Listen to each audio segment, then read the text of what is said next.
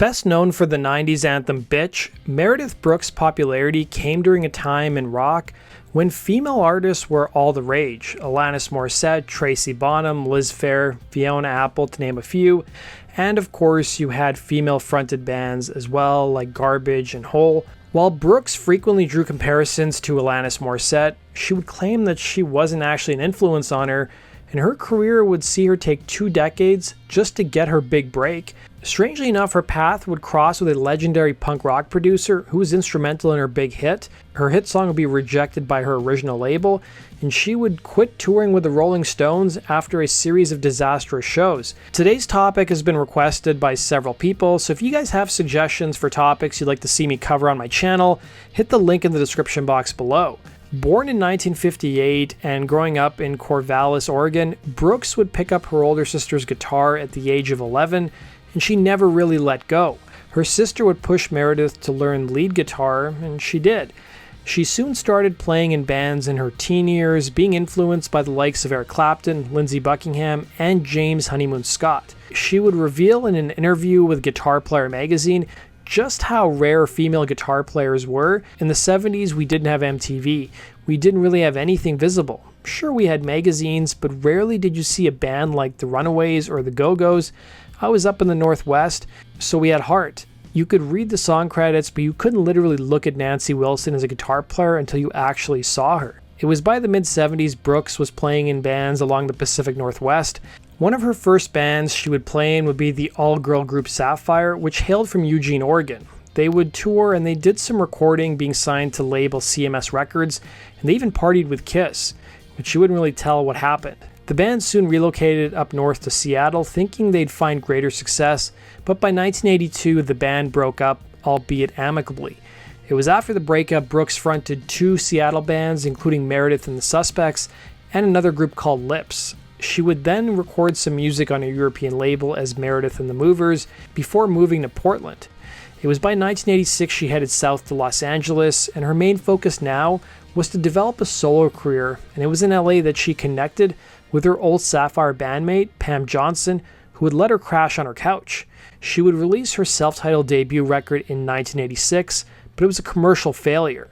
It was following the album's release that she befriended former Go-Go's member Charlotte Caffey and Gia Chambodi. They would form the female trio The Graces. Caffey's link to the Go-Go's helped the group nab a major recording deal with A&M Records, and what's funny is that Caffey vowed to never work with another all-female group following the dissolution of the Go-Go's in the 80s. But she ended up going solo and it didn't feel right, so she formed the Graces after seeing Chambodi and Brooks play in other bands around LA. I want to note that the LA Times wrote an article in 1989 about the band describing just how rare all-girl groups were at the time, writing, and I quote, "It's noteworthy that the Graces even have a contract, considering that record companies usually avoid signing all-women bands. The excuses haven't changed. They range from females can't rock as well as men, to female fans would rather see male groups." It's funny how things would change in just a few short years. The LA Times article would go on to describe Brooks as playing most of the lead guitar parts on the album and singing some of the lead vocals as well. They would release their solo album in 1989, and they would have a minor hit with the song Lay Down Your Arms, which would peak at number 56 on the US charts. Then the song got a subsequent boost in 1993 when former member of the Go-Go's Belinda Carlisle also covered the song. But despite having one modestly successful single, the album didn't perform well, and they were soon dropped by A&M and the band disbanded by 1991. For the next 4 years, Brooks still continued working on her music, but it soon took a back seat to her life as she soon joined a women's group, she did charity work, and met her husband. She'd remarked to Billboard how the grunge scene really turned her off from music for a while, recalling, "I was really bored with music during the grunge period. I really believe music is cyclical, and I saw this dark pattern emerging, and I didn't want to be a part of it." Still wanting to pursue a solo career, she would end up signing a development deal with Interscope Records sometime in the mid-90s. She was writing and turning in songs to Interscope, but they kept rejecting everything that she was submitting. It basically got to the point where the label gave her one more chance to deliver. She would also work with a producer named Geza X, who would cut his teeth working with some iconic punk bands including Dead Kennedys, Germs, and Black Flag. It seemed like a strange pairing, but by the 90s he had built a studio with his then girlfriend at the time, and they were starting to work with some of the major record label acts. He would recall meeting Brooks telling Adobe.com she started playing guitar and she played it like a maniac, but a lot of her songs sounded dated. She had a lot of talent, so I told her to go back to square one and try to bang out a really modern song. It was during this time in Brooks' life she was also playing shows around LA, and it was at one of those gigs a songwriter named Shelley Peiken would be in the audience and eventually befriended the musician. Peiken recalled seeing something special in the musician, telling an interviewer, "I thought she had balls. I thought she could really sing, but I didn't know what to write with her." As for Peiken, she hadn't yet written a hit song, but she had written a number of deep cut tracks that appeared on hit albums. Despite not having a hit though, she was still able to make enough of a living off these songs, but she still felt discouraged, especially when she looked at her peers who were starting to write their first hit songs. At one point, Peiken contemplated going back to waiting tables and leaving the music business altogether. It was around this time inspiration finally struck, with Peiken recalling to American Songwriter, "I was driving home from a late night session in a horrid mood, thinking about how long I'd been at it, and what if I never have a hit song. I stopped at a red light, blew a couple of smoke rings out the window, and thought to myself, I hate the world today. And then my eyes widened and I knew I was onto something. She had just come up with the opening line to the song." Peiken knew that her latest inspiration would be great for Brooks, so the pair would get together at Peiken's home in Laurel Canyon in LA, and they would write the song in a single day in her bedroom. As for Geza X, he would recall what happened next, telling the same interviewer, "She disappeared for a couple of months and then came back and started singing, and my jaw dropped to my feet. It was like my entire arms turned to ice. She was playing the beginning verse of the song was so good that I was flabbergasted. I said we had to record it right there and then." They would end up recording a demo and Geza X produced the song. What's funny is that Brooks submitted the song to Interscope and they rejected it, and she was released from her development deal. So her and her manager hopped into their car and they took it to Capitol Records, and the label's head Perry Watts Russell heard a rough mix of the song in the car and he instantly loved it and signed Brooks on the spot. But what happened next really left some scars. Geza wanted to produce the entire album, but the label took him off the project, and instead every song off the album with the exception of got redone with Sheryl Crow's producer David Ricketts. Geza would recall to Adobe, "I could have made $1 million and instead I only made $100,000. It's a little ugly, I still have an industry scar, but these stories are so typical." The song's lyrics took the word bitch, something that was generally a derogatory term, and used it as more of a term of endearment. The song's lyrics also explored the complexities of being a woman and not being confined to a label. Brooks would tell Billboard, "I got up early in a really bad mood one morning and I was like, God, I'm such a but later my roommate and I were talking and we agreed, so what, I can be one morning and a kitten the next." She would go on to add that it's a song of self-acceptance. There should be more empathy in the world, and it starts with yourself. If you judge yourself less harshly, then you'll judge others less so. As to whether it's a feminist anthem, Brooks would tell Buffalo News, "Oh God, I hope it's not a feminist anthem. I hope it's a humanist anthem." Brooks' label obviously had some concerns with releasing the song as the lead single to radio. While the word had been used by artists previously, most notably the Rolling Stones, Elton John, and Stevie Nicks, it hadn't yet been used by a musician to describe themselves. After some convincing and some discussions about censoring the word, Capitol released it uncensored. However, Brooks would reveal in an interview with Access TV that there was one unnamed country who wanted to change the song to, I'm not kidding you, witch, and she refused to go along with it.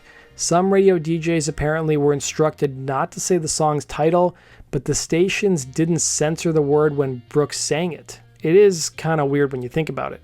It would be nearly a decade since Brooks' debut record came out, and she was almost 40 by the time her second album, Blurring the Edges, was released in May of 1997. The lead single would shoot all the way to number 2 on the Billboard charts by the summer, and the album would go on to sell 3 million copies worldwide, mostly on the strength of the lead single.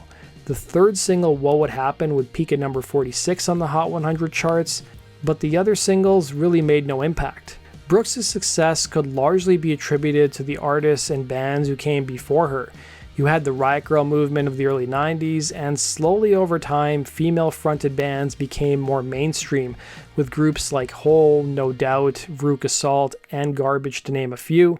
Then there was this girl rock movement or girl scene that had artists like Alanis Morisette, Liz Phair, Sheryl Crow, and Tracy Bonham, as well as Jewel and Fionna Apple.